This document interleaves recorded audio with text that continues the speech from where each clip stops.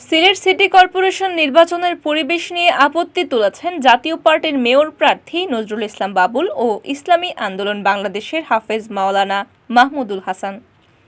আওয়ামী লীগের মেয়র প্রার্থী আনোয়ারুজ্জামান চৌধুরীর শোডাউন করে মনোনয়নপত্র দাখিল এবং নির্বাচন কমিশন কোনো ব্যবস্থা না নেওয়ায় অভিযোগ তুলেছেন প্রতিদ্বন্দ্বী দুই মেয়র প্রার্থী।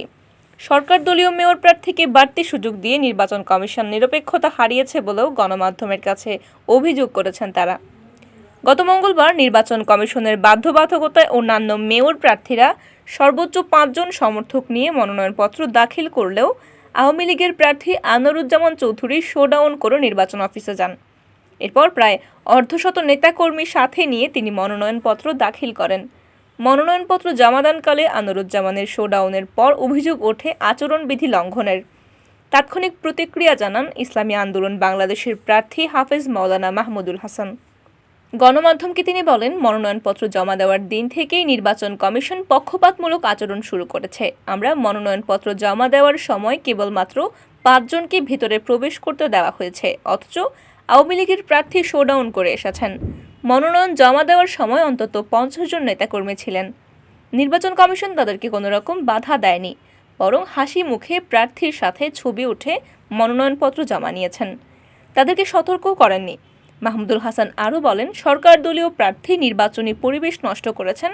সরকারের লোকজন আচরণবিধি লঙ্ঘন করে প্রচারণায় অংশ নিচ্ছেন। সংসদ সদস্যরা প্রচারণায় অংশ নেওয়ার বিধান না থাকলেও তারা প্রতিদিনই অংশ নিচ্ছেন।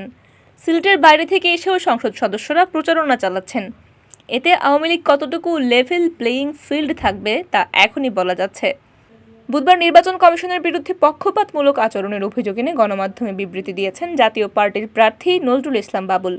সিলেট মহানগর জাতীয় পার্টির সদস্য সচিব আব্দুস শহীদ লস্কর বশির স্বাক্ষরিত বিবৃতিতে উল্লেখ করা হয়, গত মঙ্গলবার মনোনয়নপত্র দাখিলের সময় শতাধিক নেতাকর্মী নিয়ে নির্বাচন অফিসে যান আওয়ামী লীগের মেয়র প্রার্থী আনোয়ারুজ্জামান চৌধুরী। এ সময় তার সাথে দলের শীর্ষ নেতারাও ছিলেন। এর মাধ্যমে সরকার দলীয় প্রার্থী আচরণবিধি লঙ্ঘন করেছেন, অথচ নির্বাচন কমিশনের কোনো কর্মকর্তা তাদেরকে বাধা দেননি। এতে প্রমাণিত হচ্ছে সিলেট আঞ্চলিক নির্বাচন কমিশনের কার্যালয় নিরপেক্ষ নয়। বাবুল বলেন, নির্বাচন অফিসের কর্মকর্তাদের আচরণে মনে হচ্ছে নির্বাচন সুষ্ঠু হবে না। নির্বাচনকে কেন্দ্র করে নৌকার প্রার্থীর আচরণবিধি লঙ্ঘনে একজন প্রার্থী হিসেবে আমি শঙ্কিত।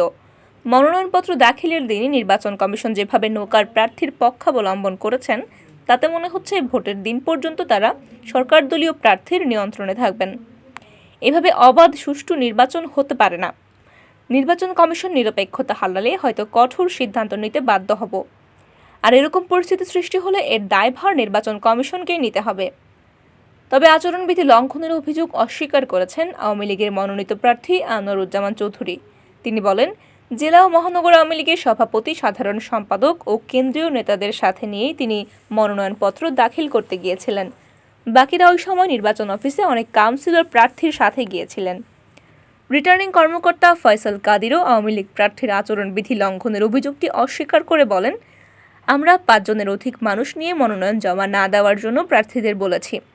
আওয়ামী লীগের প্রার্থীর মনোনয়নপত্র জমাদানকালে বেশ কিছু কাউন্সিলর প্রার্থী এবং তাদের সমর্থকরা উপস্থিত ছিলেন। পরবর্তীতে তাদের অবহিত করলে তারা সরে যান।